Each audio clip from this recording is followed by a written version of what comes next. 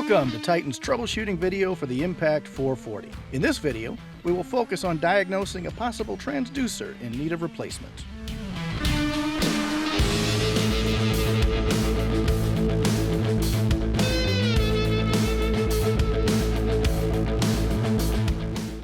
First, let's review how the pump is supposed to operate. When your pump is first turned on, the pressure light should be flashing yellow. When you turn the pressure control knob to prime and above, the motor should begin running steadily and the light should be on.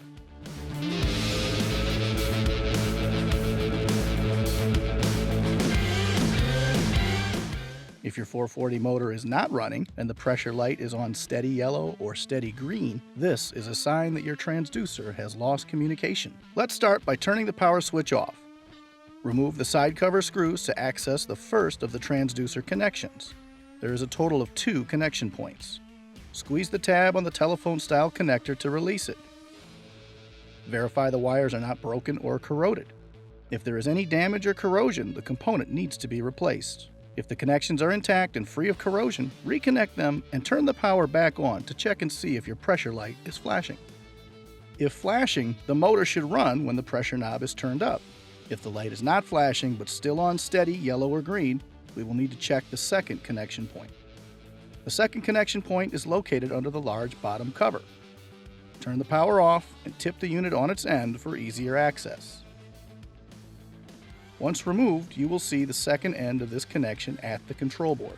Squeeze the tab to release it, check the wires again for any damage or corrosion. If any exists, the component will need to be replaced. If the connections are intact and free of corrosion, reconnect them again and turn the power back on. Check to see if your pressure light is flashing again or still on steady yellow or green. The pressure light status has not changed and the motor is still not running. There is a good chance the transducer will need to be replaced. If you have a spare fluid section, you can use it to test your transducer and confirm its status. Without a backup part, you will either need to purchase a transducer or take your sprayer to a service center for diagnostics and repair. To test a new transducer, you can remove it from the packaging or the fluid section with a wrench. First, turn your power off. Now, with the unit still tipped on its end, disconnect the transducer connector from the pressure control board again. Connect the new part to the port on the control board. Turn your power back on. If the light status has not changed from steady and the motor is not running, the transducer is not the issue. Take the unit to a Titan authorized service center for further diagnostics. If the light status is now normal and flashing yellow with the motor running, you are close to fixing this issue. We still need to make sure the extension wire is okay as well. Start by turning the power off, then reconnect the existing extension wire at the control board. Next, disconnect the existing transducer in the side panel from the extension wire. Turn the power back on. If the light status is now normal and flashing yellow and the motor is running, you have confirmed the transducer only needs to be replaced. If the light status has not changed from steady and the motor is not running, the extension wire is failing and needs to be replaced, not the transducer. To revisit this testing, look at the graphic.